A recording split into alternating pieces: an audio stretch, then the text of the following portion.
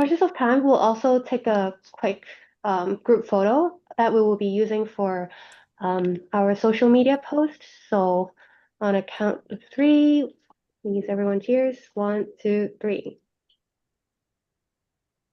All right, I think we have a good one. So we'll start letting our audiences in. We'll Photoshop. We'll try Photoshop. So we'll let audiences in in another 2 minutes time, around 2:59. We'll just be sharing screen on our logistics slides. And Jenny will kickstart the event. And as mentioned, she'll also be the MC today. So if you guys have finished either the presentation or the keynote remarks, please pass it back to Jenny and she will lead into the next speaker. And again, thank you very much for giving your expertise today and joining the webinar with us. So we'll be kickstarting very soon. And just also a minor reminder, if you finish your session or if it's not yet your turn to speak, please feel free to keep your camera on, but please turn your mic off so that we ensure the audio is clear for the speaker. And that's all. Thank you very much.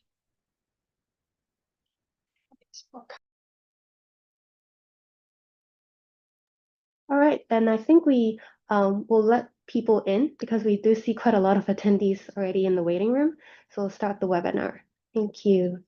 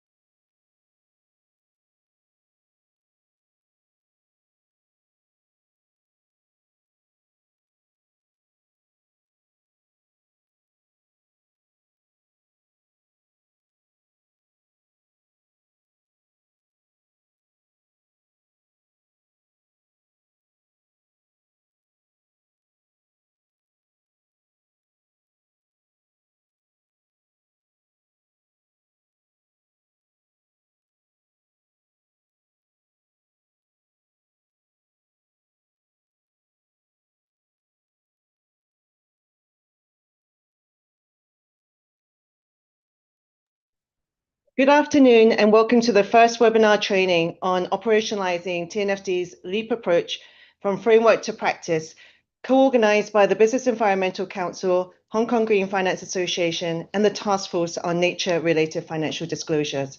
My name is Jenny Lee, the Deputy Secretary General at HKGFA. As the co-conveners of TNFD's Hong Kong Consultation Group, HK and GFA and BEC are committed to building capacity to support local market development and integration of nature-related considerations into business strategy. We are deeply grateful for the support of TNFD, our esteemed industry experts, and members joining us on today's webinar. This webinar is the first of a two-part series designed for use by organizations of all sizes and across all sectors and geographies, moving from concept to implementation on the identification and assessment of nature-related dependencies and how to start using the TNFD's LEAP approach. Today's webinar will cover the LEAP framework in practice, focusing first on the locate and evaluate stage. We are honored to have Candice Stock from TNFD to share the latest market developments, followed by presentations from WWF Risk Filter and the Integrated Biodiversity Assessment Tool, IBAT, who are providing tools to assess business resilience and how to enhance nature-related reporting. And after this, we'll have a fireside chat with ERM and Gammon, moderated by BEC, on how to start your journey with case study sharings, followed by Q&A. We will have time for Q&A after each of the presentations and fireside chat, so please do put your questions in the Q&A box, which is located on the Zoom. Also, if you need to claim SFC CPT points, please do not forget to complete the survey at the end of this webinar. So to kick off, I'll just provide a short opening remarks. And I'm really heartened to share that, with everybody joining on this call today, we have over 500 registered participants. And despite the market volatility, we're still seeing nature and biodiversity continue to move up the agenda in Asia for regulators, investors, and corporates. And I think this is really in recognition of the climate and nature and how they are both inextricably linked. For us in Asia, home to many of the planet's biodiversity hotspots, climate change is accelerating biodiversity loss from coral and mangroves to forest and freshwater systems, making climate impacts more severe, eroding natural buffers against floods, storms, heat, and droughts. And so financial institutions and corporates need to have an integrated approach across locations, supply chains, and across their portfolios to really manage climate in tandem with nature. We have seen at the global level frameworks such as the Kunming-Montreal Global Biodiversity and TNFD set very clear directions of travel on how we and organizations can start to manage and disclose on these nature-related risks and opportunities in the same way that we are doing for climate. In Hong Kong, the Hong Kong Exchange new climate requirements mandates listed issuers disclose in line with the ISSB, IFRS S1 and S2, and TNFD's architecture explicitly aligns with the ISSB, signaling and creating a ready-made backbone for nature-related disclosures.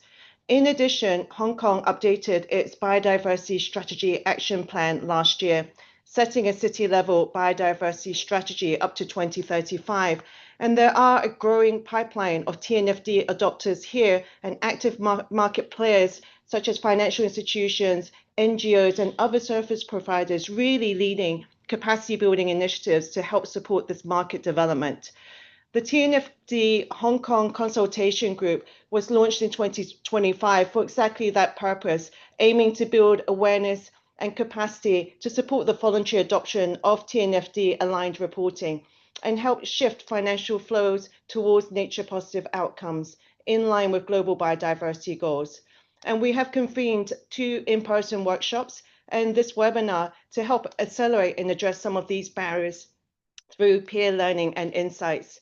So with that, I would like to hand over and welcome our first presenter, Ms. Candice Dott, Director of Global Market Engagement at TNFD. Candice is an accomplished business leader, very much known for driving sustainable growth, with over 20 plus years of experience in global financial services, where she has most recently worked for the London Stock Exchange Group and prior to that, Bloomberg. So with that, I'll pass the floor to Candice. Thanks so much, Jenny, and welcome everyone. Thank you for inviting me to join you on this webinar. As Jenny introduced, I lead our global market engagement activities as well as capacity building within the TNFD Secretariat Leadership Team. I'd really like to quickly thanking the Hong Kong Green Finance Association and the Business Environment Council teams for convening today's webinar.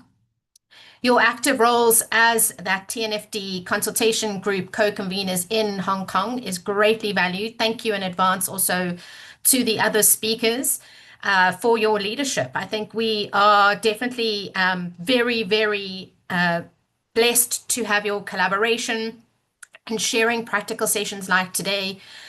It's really helping advance a critical shift, I believe, in sustainable finance and helping to bring nature and biodiversity into financial and corporate decision making, as well as helping to operationalize it, which is really critical. Nature loss can present material economic financial risks to organizations. Many of us already know that. There's a lot of evidence. But managing these risks effectively is essential to maintaining the resilience and competitiveness of Hong Kong's economy and financial system. While sectors such as fishery and tourism are all closely tied to nature, the economy's broader exposure to nature and biodiversity, as well as ecosystem services within that, are often less visible, but equally significant. So just looking at sectors such as finance, real estate, infrastructure, transportation, manufacturing, all greatly depend on ecosystem services, either directly or through resources that we sometimes take for granted, like water availability, water quality, coastal protection, the importance of climate regulation, and then indirectly through the ever increasingly precarious supply chains that rely on stable natural systems. So the question is no longer whether nature-related risks matter for business resilience. Quite frankly, I think it's about how organizations choose to respond, and webinars and some of the speakers today should help you with some of those options.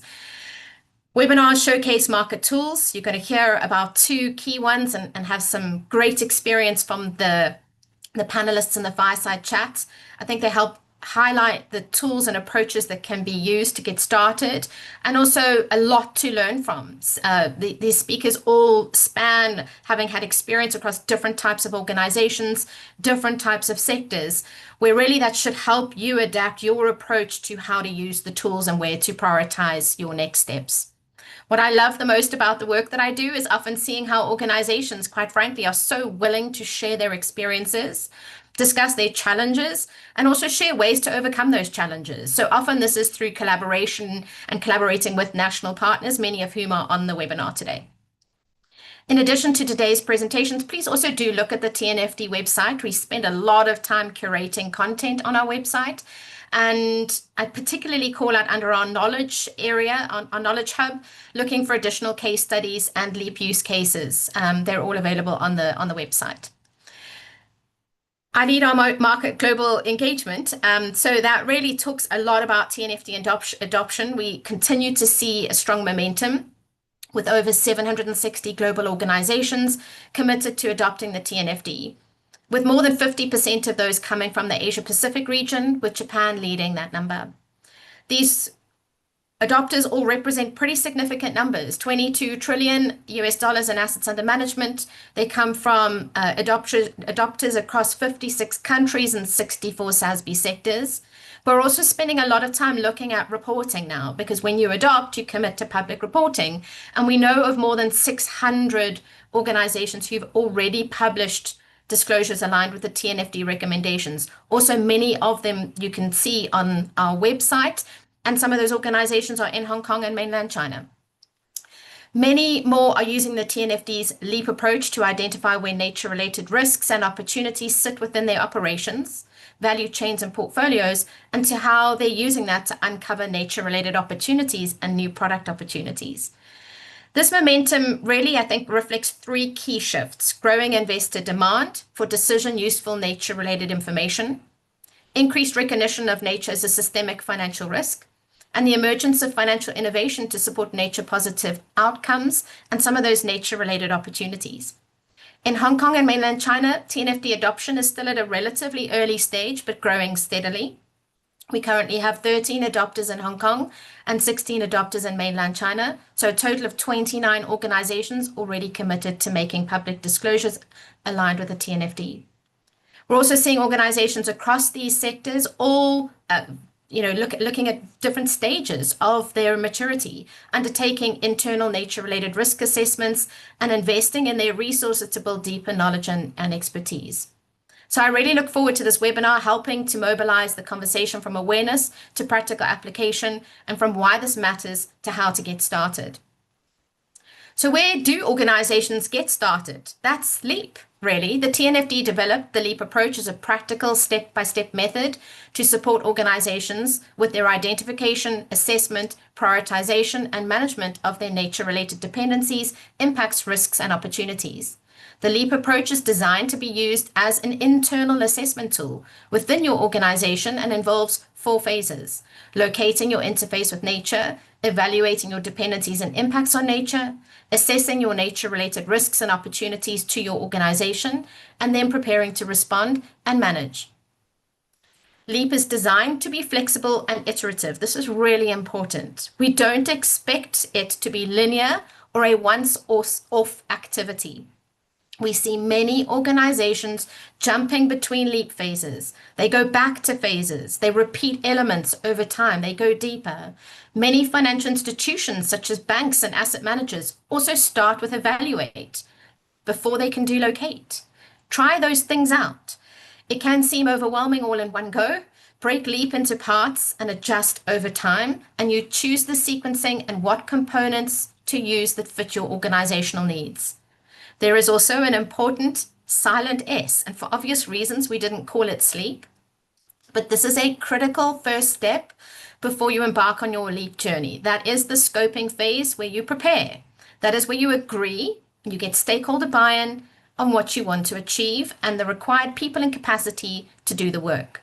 Leap is not required to be incorporated in your TNFD disclosures, although we see many organizations referencing their LEAP assessments within their reports. LEAP is also starting where you can, building capability over time and improving decision making based on your LEAP assessment results. And importantly, this isn't all just about risk, it's also about uncovering and recognizing that nature-related opportunities are just as important. And in fact, many TNFD adopters are already reporting changes to strategy and helping identify tangible business opportunities that are good for business and nature. And of course, some challenges exist.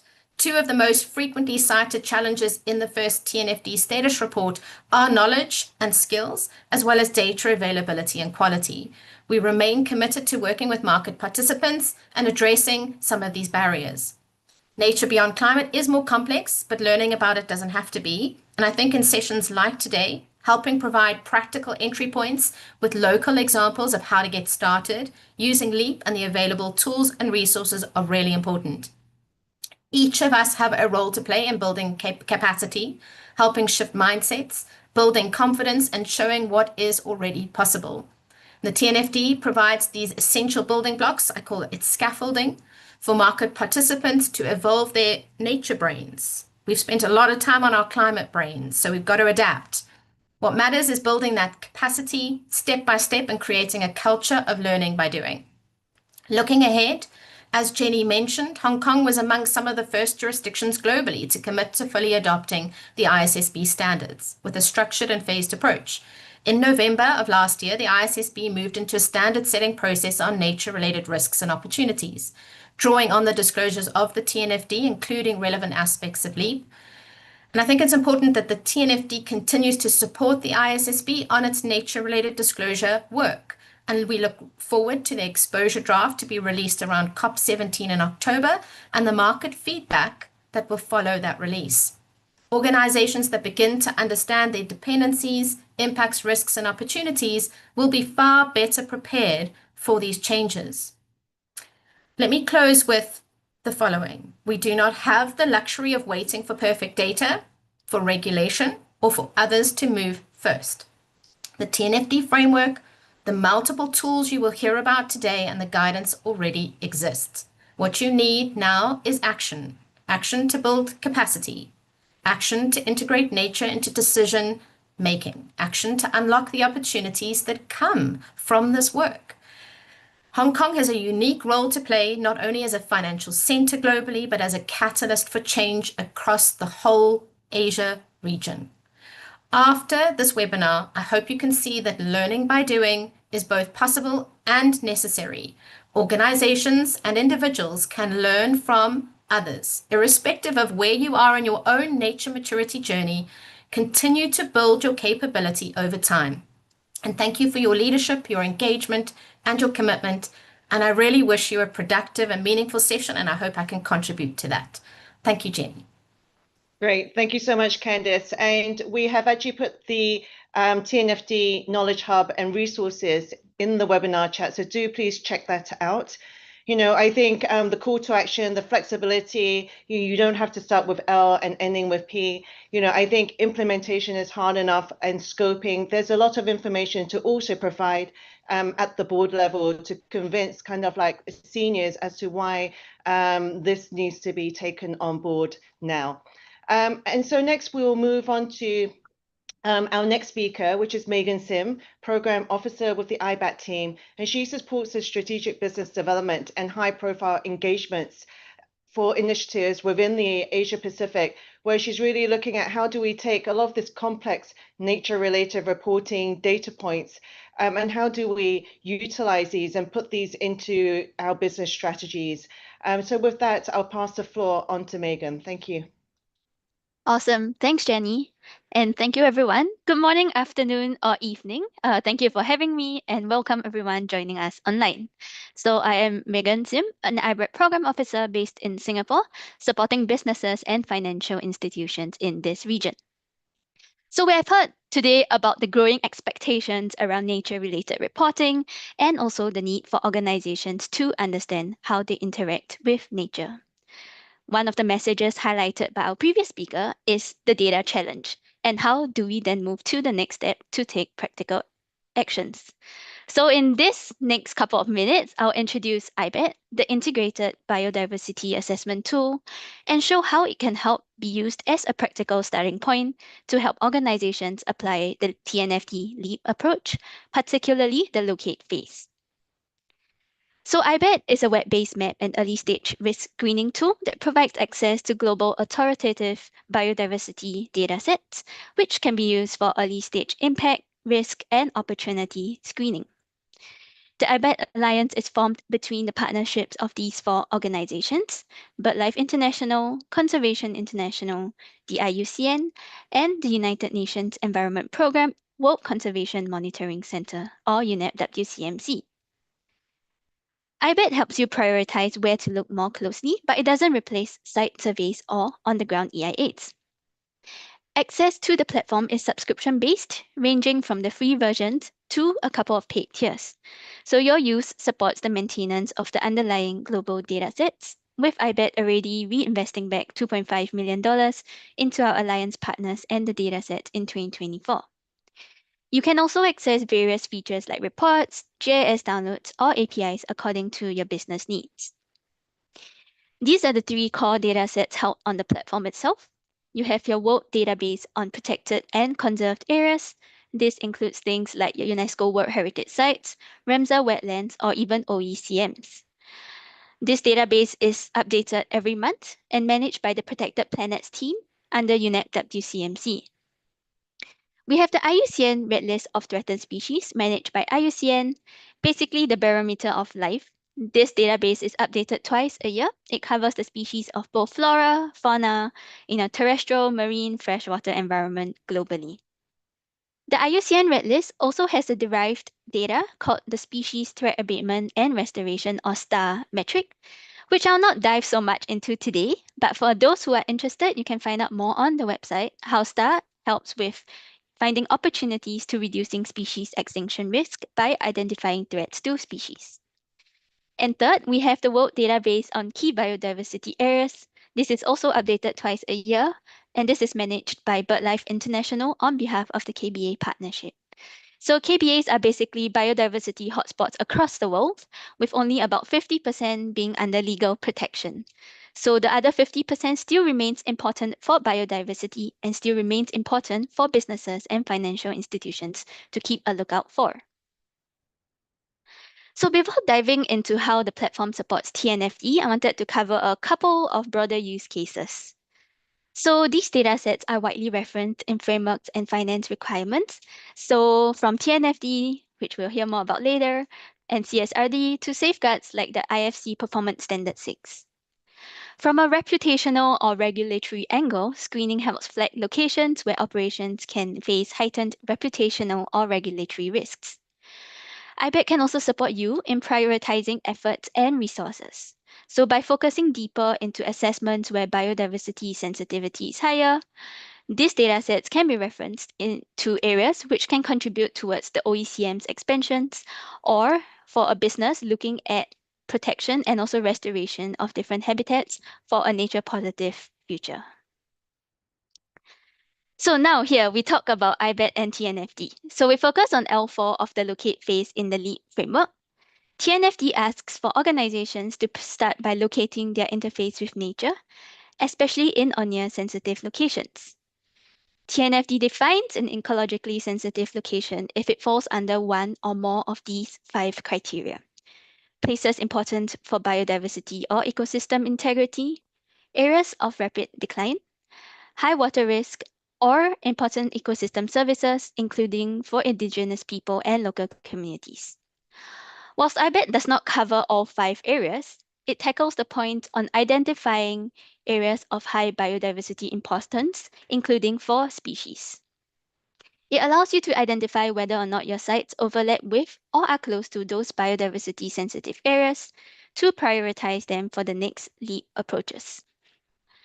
You can see here a screenshot from the LEAP guidance document, which is on the TNFD website, on some of the recommended metrics and reference datasets, of which the 3 core IBET datasets are mentioned, namely the protected areas, the key biodiversity areas, and the IUCN Red List of threatened species. IBET is also listed as a tool in the TNFD Locate resources. You can navigate to it easily directly from the TNFD website. What you see here is similar to one of the free functionalities we also have on our platform called the IBET Data Map. You can input your site locations and then overlay them with the different data layers of protected areas, key biodiversity areas, and the star metrics to gather a very high-level view of your site and portfolio. You can start by signing up for a free account on the website and upload your sites on the platform. You can do so by uploading individual sites like what you saw previously, or bulk upload up to 3,000 sites at once through Excel files with your coordinate points or through various shapefiles. You can then view them on the data map and also individual site pages. If you want to gather further details on your site, you can then opt for one of the 6 paid report downloads. So the 2 screenshots here you see on the slide, this belongs to the Disclosure Preparation Report, which was designed to align with the L4 phase of TNFD LEAP, GRI 101 on biodiversity, and also the ESRS E4 of CSRD. It allows for users to analyze up to 1,000 sites at once and provides you with an output to understand which of your sites are in or near an ecologically sensitive location, and also breaks down the data points in an Excel, plus presents a visual map of all your sensitive locations.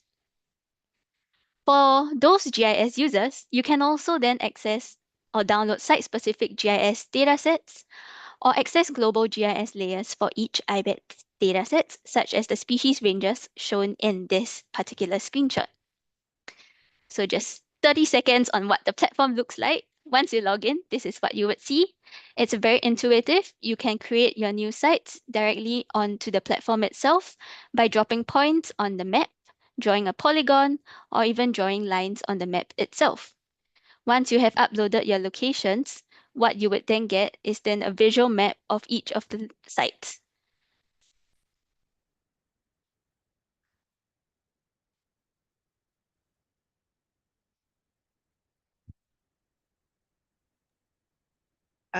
Just wanting to check, Megan, you seem to have stopped the line. Okay.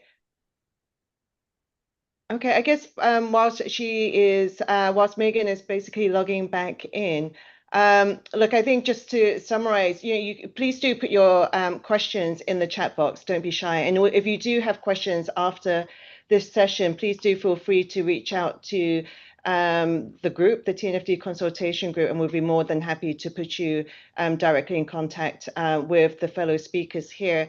I think often, data is a key reason why we hear corporates or financial institutions, saying that the feedback of why the inclusion of nature, and disclosures is not being taken upon at this point in time. There's a lot of fragmented and inconsistent information.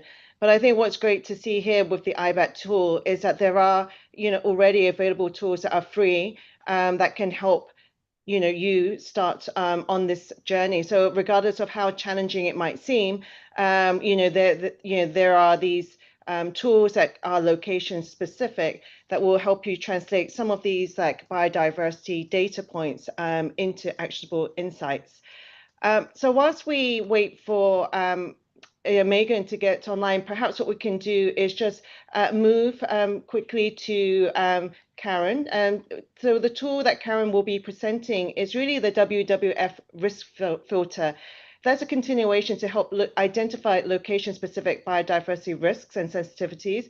And then through kind of like her sharing, you'll be able to see how this can actually feed into strategy development and risk assessment. Now, Karen is from the WWF. She is a head of corporate and community sustainability in Hong Kong. And she really leads a lot of great initiatives and cross collaboration to advance Hong Kong's transition into sustainability. And so we've seen under her leadership flagship initiatives such as the Low Carbon Manufacturing Program and Loop Plus that's really supported a lot of companies in establishing baselines and taking climate action. So with that, I'll pass the floor to Karen, and please do put any questions you might have for her in the Q&A box. Thank you. Thank you, Jenny. Let me share my presentation.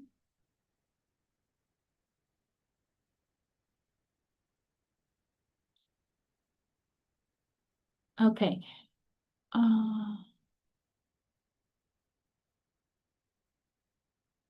Right. You can see my screen, right? Okay, today I'm going to share the WWF risk filter suite. I guess everyone understands why we need to do or assess nature-related risks. Climate impact, nature and ecosystem valued at around $44 trillion US. And then there are more and more financial and regulations on encouraging companies to disclose on nature. And also, as corporations or financial institutes, if we are not going to understand the nature-related risks, probably we'll have more business risks as well as challenges to resilience. So the WWF risk filter suite has been around for many years, and there are two tools under this suite. One is to assess the water risk, and then the other one is to assess biodiversity risk. So it's a tool for screening and prioritizations for companies and investors, as well as for private sector actors to take actions. What happened is we try to bridge the environmental science with decision making. Overall, we have 80 global scientific data set, 28,000 registered users, and 4 million sites assessed. The risk filter is assessment tools for nature-related risks for businesses. And it is a corporate and portfolio level screening and prioritization tools. What it is not a footprint assessment tools, and it's not a site level assessment tools. But Jenny just mentioned that in WWF Hong Kong, we do have other programs like low carbon manufacturing or the Loop Plus to help corporations to assess on individual site footprint as well as the business risk. So for the framework, we put in a lot of industry activity rating as well as the state of nature, environmental science data set. And then the user will input their site location as well as their activities. And after that, the water and biodiversity risk filter will give you a scoring, and that will be an output for very, very initial action taken. I'm sure that everyone's familiar with this TNFD lead approach. And then I'm trying to map it out with the WWF risk filter suite. So what you're seeing now is the blue circle, which is addressing the dependency and impact screening. We're primarily using WWF biodiversity risk filter informed modules. And then on the orange circle, you see that we can use the WWF biodiversity and water risk filter explore module to address or to screen on the level, the L3 and L4, which is the interface with the sensitive areas or with the nature. And then the red part, the red circle is the WWF biodiversity and water risk filter, the access module. And then it will help assess the risks and opportunities. So what kind of risks that we are addressing to? Primarily three. One is the physical risk, and then the second is the regulatory risk, and then the third one is the reputational risk. And on the lower side, you can see 3 publications from WWF. One is how this risk filter Swiss supports the TNFD lead disclosure. And then the other 2 is the latest version 3 indicator documentation, and all the methodology as well as the indicator can be found in these 2 publications. So this slide would show and inform you about the risk hierarchy in the middle. So on the left-hand side is the biodiversity risk filter risk hierarchy, while on the right-hand side is the water risk filter risk hierarchy. So in each of the risk sector, we have different categories, like for physical one, we have 4 categories for biodiversity risk filter and then 17 indicator, so on and so forth. So the key changes to the WWF risk filter Swiss version 3 is we added this regulatory deficiency risk dataset. So we like to emphasize that a lot of the framework in the market are addressing the regulatory compliance risk.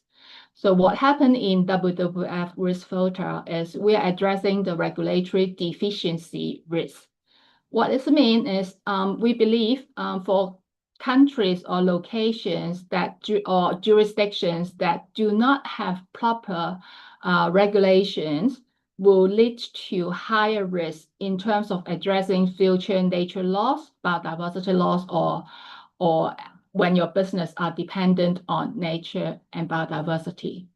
So in WWF risk filter Swiss, we're addressing regulatory deficiency risk, not the compliance. And then the second one is the improvement in more granular data for the marine risk estimates. So in the last version, we have only 18, but right now we have 17.3 assessment area. And increased alignment with global framework like TNFD, as well as the water scenario archive, because of the science has already been outdated. So we kind of put the data archive, but for users that have already inputted their data previously, they can still go to the archive and look at their data. So key indicator to the statistics, we have 40 plus new data across both tools. About 75% of all indicator change across both tools, and new indicators have added. And also the new risk type, the regulatory deficiency risk. This is a case that we partner with MSCI to put the risk filter data into their geospatial asset intelligence. So what happened is we built the data into that existing intelligence tools, and then it enables all the activities as well as location-specific risk indicators such as water availability, pollution, ecosystem conditions for the risk assessment. And then right now, the tools, the geospatial asset intelligence, will not only inform risk related to the headquarters, but also to individual site. And it's so much more accurate or more specific to location, because oftentimes when we talk about biodiversity risk or water risk, is very, very location specific. And then I mentioned that there are different modules and tools. So I'd like to briefly talk about the biodiversity risk filter, the informed stage. And you can see the visuals like it's sectorial, and then it will highlight whether the industry is in high risk, which will be in red, or in the good state, which will be in green. So it's available on the website. And you can go and see specifically what sectorial biodiversity risks that you are in. And then the second modules is the explore modules, and it will be on a map visual. And you can see it in a global map, which regions or which countries are in higher risk, symbolized by deeper red color, and then which region are in lower risk in a lighter color range. And then if you like to upload your company data, whether it's location specific or your supply chain partners data onto the website, you need to start a login and then create your own account, and then you will become a portfolio manager. And then you can access location specific data. And this is the most useful part because you find the 3 different types of words across your portfolio. And at the same time, we are building this add module, which will come by later this year. And this will be a response one to suggest some actions on. With that, I'd like to do a short demonstrations on how you log in and do the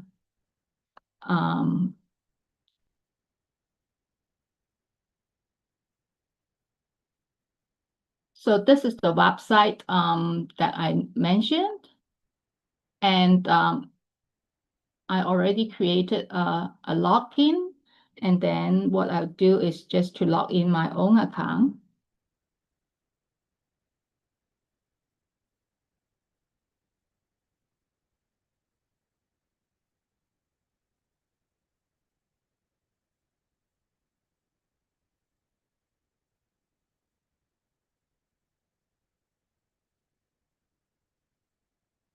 I'll go to Portfolio Manager, and then you'll see your portfolio because I do upload some of the data in. So what happens is if you're a new user, you can just add your company, and then you add your company name, and then you do save. And then after that, you can, of course, add the site. And then if you like, okay, you can do add single sites. So it will show you you do company name, and then you give them a site name, and then site activities. So site activities will have different industry sector, and then you like to state whether it's agricultural related, and then you see the group level, whether if it's a supply chain, you like to define it, whether it's tier 1, tier 2, tier 3, or tier 4. And then you like to define it, whether it's a very important one in terms of site importance. So on and so forth.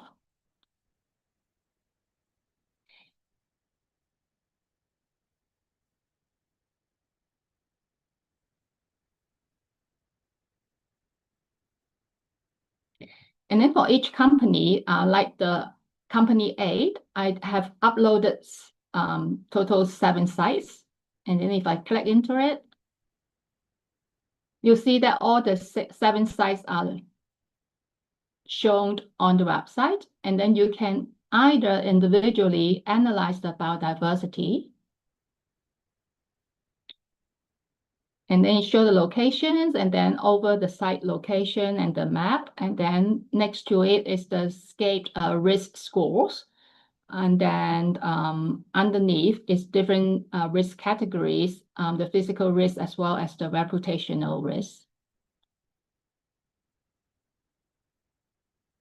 So if we look at the scaped risk, then you'll see more data here. Like individual indicator, you see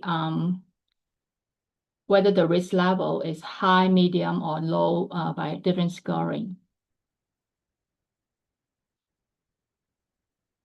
So that ends my demonstrations on the tools, and definitely you can log in and play around your own portfolio. And then my summary slides. will be 3 messages. So nature-related risks are financially material, and then the risk filter switch can help prioritize where and what to act. And then the risk filter switch version 3 actually introduced a new regulatory deficiency risk, which will be very useful. There are 59 unit indicators. So I'll pass back to Jenny. Great. Thank you so much, Karen, for that very informative and insightful demonstration. And we do have time for one question that's come up, and we'll answer these as the session goes on. But one question, I guess, was for you, Karen, in terms of what's the difference between the Inform, Explore, and Assess modules in WWF Water Risk Platform? Right, Inform and Explore are actually available on the website. You don't really need to upload your own portfolio data, while the Assess, that will be location specific. So if you like to understand more specifically against different sites locations, that we encourage you to use the Assess module. Great. As that's, I know we still have a couple of questions left here, but what we'll do is perhaps, Karen, if you don't mind, maybe answering the ones online, because I think we have Megan back, and so she'll just finish off her section, which is really to take us through how IBAT is used to assess and the location and evaluation under the TNFD framework. So thank you so much, Karen, and I'll just pass the floor back to Megan. Thank you. Awesome. Thanks so much, Jenny. And apologies, everyone, for the technical glitch earlier. Hopefully it doesn't happen anymore. I'll just go back to the last couple of slides I have for my presentation, and I've been answering a couple of questions in the Q&A as well, so do keep them coming. So I'll just go through 2 case studies examples on the use of IBAT. So here's an example of how a South Korean holdings company, POSCO Holdings, had accessed the various IBAT features and incorporated their analysis in their TNFD report. So they have used the GIS downloads to produce a map overlaying their operation sites with the KBAs and protected areas, and also used the prioritization scoring within the disclosure preparation report to come up with that table of high, medium, and low you see in the bottom right of the slide, with other key indicators such as the physical water risk, which I believe they accessed from the WWF water risk filter. So beyond using IBAT for TNFD reporting, the platform has also been used by investors like Aviva Investors to help them more broadly with risk screening and due diligence. So the data provided here through IBAT helps them prioritize where to dig deeper with local data and experts upon making an investment decision. This data can also ultimately be contributed towards the group level sustainability reporting. So global screening is really at the start, and it's important to consider how you would then complement this with local data sets, with expert input, and with the site teams on the ground. So think about IBAT as that global baseline that helps you better understand and helps you better ask questions and target the follow-up works. So 3 key takeaways. IBAT supports the locate phase of the LEAP approach by allowing for early screening of assets against globally authoritative biodiversity data sets. IBAT brings together the protected areas, the KBAs, and the threatened species data to support various reporting requirements, alignment with biodiversity best practices such as the IFC Performance Standard 6, sustainable finance taxonomies and due diligence needs. And last but not least, global screening through IBAT can be combined with local and sector-specific data for deeper assessments and mitigation. So we did also do a webinar last year where we talked about how IBAT can be used together with Encore and the WWF Biodiversity Risk Filter. So a recording is also on our website if those on the call are interested. So thank you, and feel free to reach out to us for any support, training, or technical questions following this presentation. Sorry again for the technical glitch, and I'll hand back the time over to Jenny.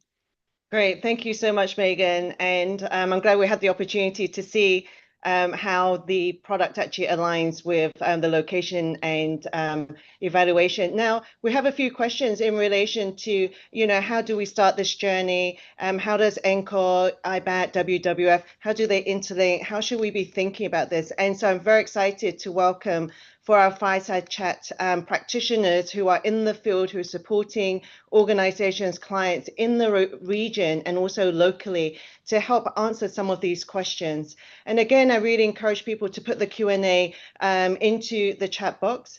This session will be moderated by Merlin Lau. He is Head Policy and Research of the Business Environmental Council, also my counterpart for the TNFD Hong Kong Consultation Group.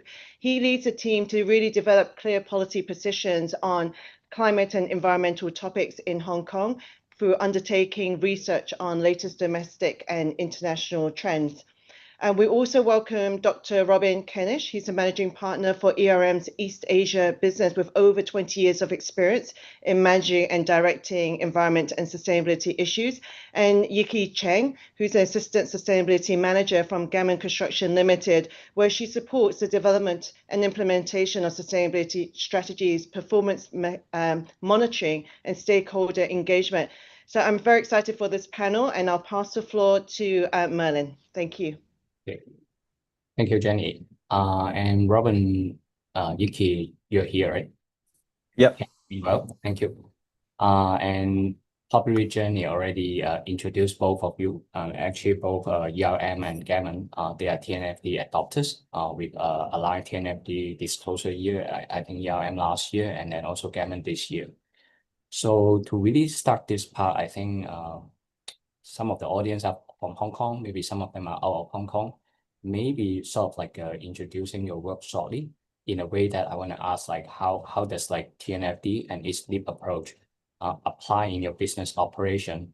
That will maybe you can provide a brief context on what do you use the LEAP approach for both of you. Maybe Yiki first. Yeah. Okay. So I'm from Gammon Construction Limited. So basically, we are a construction company, a main contractor. We have operation in Hong Kong, but we also have operation in Singapore and mainland China.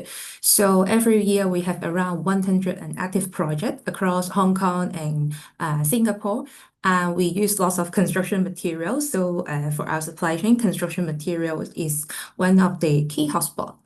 So back to 2023, when TNFD just published their TNFD guidance, and to be frank, we don't know what TNFD is at that time, and we took some time to study the concept, the methodology, or the terminology in all the guidance material, and because they also published the sector guidance draft for our sectors. So, but reading that, I think it's not something entirely new to us because it's also largely covered climate change and pollution, resources consumption, ecology issues, all we have been dealing with in our daily operation. But just that we might not be that holistically view all these issues from nature perspective. And so we think TNFD, when we look at the LEAP approach, the guidance document, we found that it is a very systematic framework and flow to guide us to understand what are the nature, impact, dependency, risk, and opportunity to us, to our operation, and not only our direct operation, but also look at our value chain. Because in the typical environmental impact assessment under the EIA ordinance in Hong Kong, it mainly look at the construction's impact. That means our direct operation, but not looking at the value chain, the supply chain of the material. And it's also not covering the dependency as addressed in TNFD. That's why we think TNFD is a tool that gives us some direction on how to holistically look at nature issues. But I think for us, we think the nature assessment is a bit similar to carbon assessment. Like it helps us to identify which part in our value chain have relatively high impact, like in carbon, which part in our value chain are more carbon intensive. So after that, we can focus on where we need to improve our approach. I think that's why we start the TNFD assessment with some pilot, because we want to test out the framework, because our operation and is very dynamic and very complex. So we want to start with something small and high level. And we also consult the TNFD technical director, Emily, whether we can use some pilot project focusing on project level and certain construction material to do the assessment. And she fully agree with this approach. And because we can use these pilot to taste the framework, taste the process, and we can refine the methodology and later on to expand the scope to more operation and material. Yep. I think that's our starting point. Robin? Yeah, great. Thanks, Merlin. ERM's a global sustainability company, so we've got 8,000 people in 40 offices around the world. So obviously, when we're talking about nature, one of the things we would look at, first of all, is our direct operations, which we've done from the point of view of our direct footprint. Most of our office are leased premises, so in terms of impact materiality, it's relatively limited. So in terms of sort of our interaction with nature, it really comes down to our supply chain, and in particular, as we're delivering our work for clients, and then the impact that our clients have on nature and how they interact with nature themselves. So maybe I can just sort of detail that in a little bit more, in a little bit more sort of focus. I mean, we will typically always use the LEAP process when we're talking to our clients around TNFD. And you know, I think as you know, in Hong Kong, there's many companies started to adopt it. In East Asia as well, many companies have started to adopt it. But often we will ask our clients to maybe pause and not necessarily dive straight into the LEAP process, but maybe use a discover process to start with, so that they can look at the TNFD documents, in particular around the 14 different disclosures, and then map their business against those different disclosures. Because many of our clients are already doing quite a lot when it comes to water programs, waste management, greenhouse gas emissions, climate actions as well. So they may already have quite a lot of biodiversity in particular work that they are already underway, but it might be siloed in different parts of the organization. So we try to sort of discover what they're doing at the moment with regards to the different aspects of nature. Do a little bit of benchmarking is always good. Have a look at what their peer groups are doing, so they can see what kind of gaps they might have. And then also discuss with them, I think more importantly, the appetite they have for looking at nature as a topic, and helping them on that first step to materiality, to understand, is nature a material topic for their direct operations? And is it a material topic for their indirect operations, whether that's upstream or downstream? And I think the LEAP process is a great way for us to start that discussion around materiality. You know, we can start to look at aspects of their supply chain. We can start to look at maybe even their finance portfolios, and see whether there are locations or sectors that are representing potentially high risk to biodiversity. And only then, when they understand what they have, can they then start to formulate policies and sort of targets and metrics around, you know, potentially even things like a nature positive ambition. So it's very much, you know, the way we'll look at it is sort of start from the beginning, discover what you're already doing, what your peers are doing, and then kick off with the early stages of the LEAP process. And I think Candice made a great point at the beginning, which was, you don't have to start with L or E or ALP, and you might revisit it. You know, your year one might be your first look-see, if you like, at the 4 different processes, and your second year may be much more of a deep dive, say, in the evaluate aspect. So I think that's where we look at it, but it's an excellent framework for us to start discussions with our clients on their nature impacts. Thank you both of you. Actually, both of you mentioned the TNFD and its connected use with the supply chain. And I also saw questions just now raised, for instance, from FI, like, how do I start with? I guess it's like they always the similar question on the complexity of value chain or / supply chain. We discussed this in the pre-panel call. Before we go into the tool, like what is your practical approach and advice to really tackle into the starting point of like supply chain scoping. So Mm. maybe back to Iki first. It's like practical sector to start with, and then Robin and comment.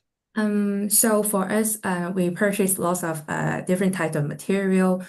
So first, we have to conduct a materiality assessment. What we use is we use the SBTN high impact commodity list, which is available online. And there are lots of material or commodity covering different sectors.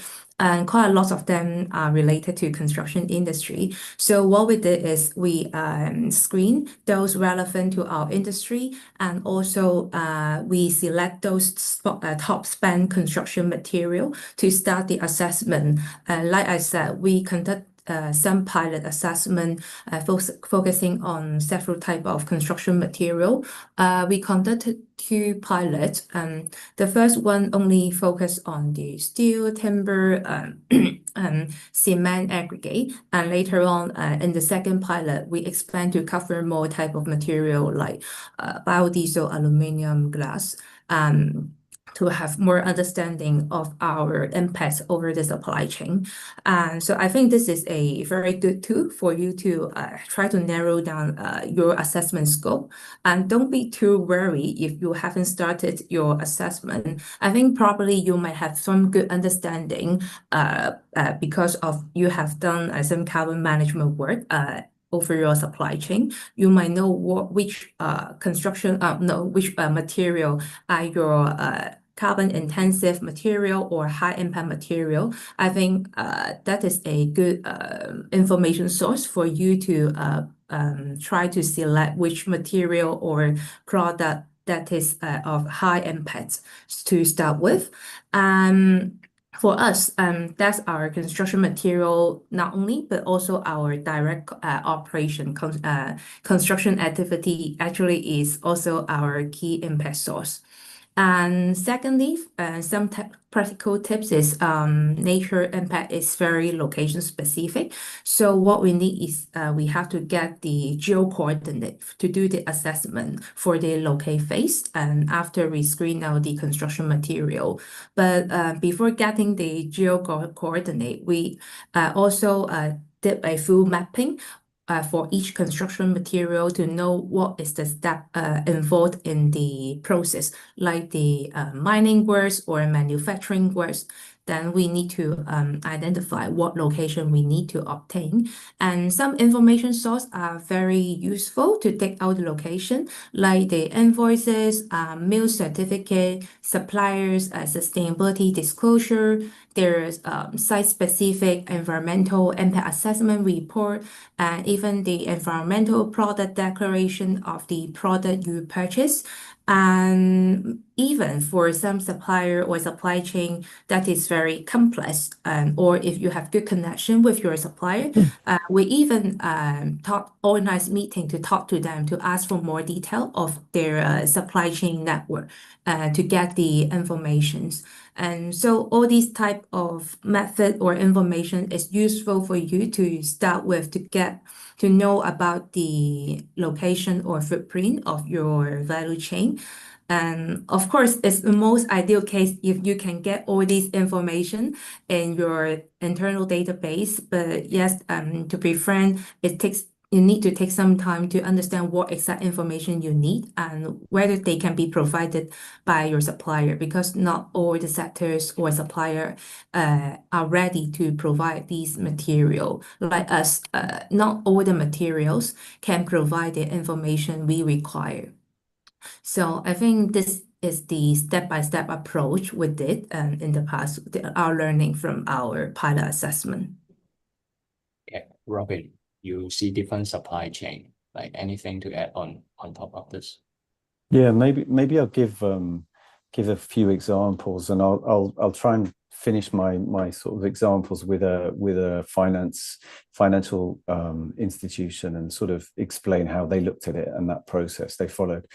But maybe I start with some sectors that are a little bit more, I guess you could say, a little bit more straightforward to look at. So we were working with a tech sector client, manufacturing displays, and they have quite an extensive supply chain. So they wanted to look at nature. They were getting a lot of pressure from stakeholders to start talking about their nature impacts. and dependencies. Some of their suppliers are known to use quite large amounts of water and some natural resources in the supply chain. So we sat down with the client team to essentially map out who their critical suppliers were from the point of view of supply chain risks, but also from the point of view of materiality in terms of spend. So we could sort of drill down onto sort of the key aspects. So in this particular case, we looked at suppliers of the wafers that are used in the materials and also suppliers of chemicals.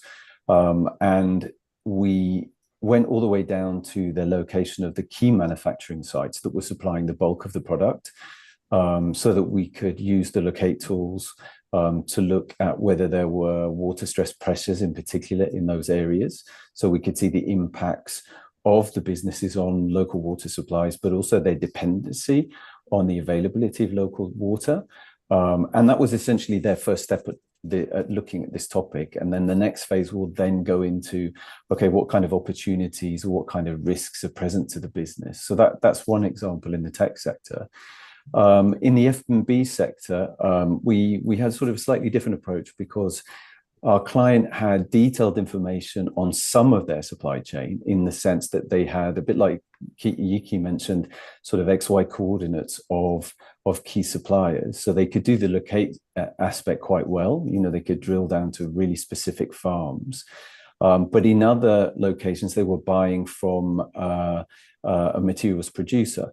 So in that context, they needed to understand where they were sourcing the materials from, and they couldn't really get XY coordinates, for example. So it was more country or state level information. So again, that's a little bit higher level. It doesn't always give you the site specific information that you'd really want to have as part of the locate, but it did give us, you know, good information on climate stresses, on water stress, for example, on potential biodiversity risks. So that's again an approach that we could follow. We use databases like the WRI Aqueduct database for that process. I think on the final one that I would mention when it comes to supply chain is maybe on the finance sector side. Instead of supply chain, think about it in terms of value chain and assets under management. So we're working with one of the larger financial institutions in Asia. It was the first time they'd looked at nature across their assets. Now, again, in this context, they are investing in companies that then have lots of different assets around the world, maybe different sectors. So they can't necessarily directly influence the company's operations or the specific sites where the companies are sourcing their materials. So we took a sort of a higher level approach. Again, we focused using on core as part of the evaluate approach so that we could understand what sectors they're investing in. We broke that down according to the GICS codes, then looking at which of these sectors would have significant impacts on nature or significant dependencies on nature, and then look at it from the perspective of whether these sectors were located in certain countries, and then incorporate things like the biodiversity intactness index so that we could bring a level of country risk or country nature dependency to the topic. Again, it was very much a first step for them to prioritize material sectors from the perspective of impacts on nature and the perspective of dependencies on nature. So they could then take it to the next stage of looking at risks and opportunities, and then seeing whether they needed to modify any of their investment guidance documents or any approach when it comes to outreach to the portfolio companies or the assets that they are managing. Thank you. Maybe next question, come back to the tools. I think both of you mentioned on and off a bit about different tools. And we also know the nature assessment is quite often location specific. The question would be like for tools like IBAC, WWF, like risk filter or on-call, are they enough, like universally applicable in the case? Or do you have to take local adaptation or other alternative needed when you do the locate and evaluate exercise? Maybe some example, or you can also share like a particular insight for Hong Kong.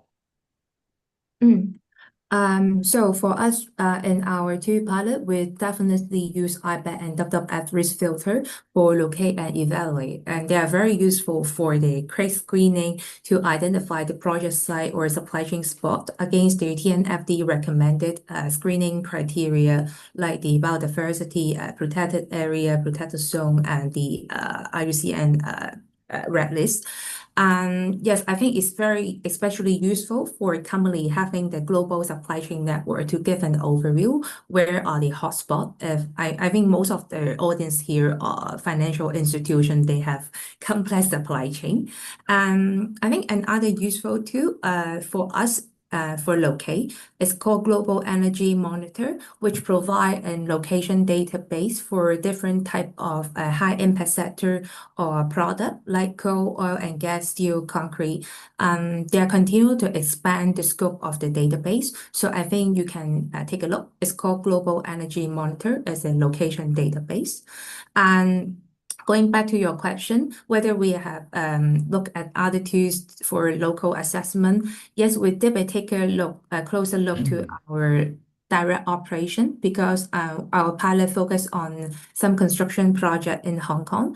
Thankfully, Hong Kong government, they have developed different useful tools and it's open source like the AFCD. They have the Biodiversity Information Hub to provide the species information and also the Common Spatial Data Infrastructure to provide the spatial data, EPD. They also got the Central Environmental Database.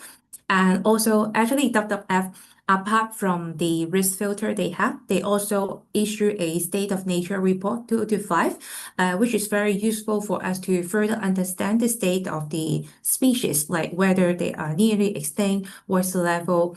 It's very useful for us to provide more granular insight to look at the Hong Kong context to screen the operation that is maybe interact with a sensitive area or species.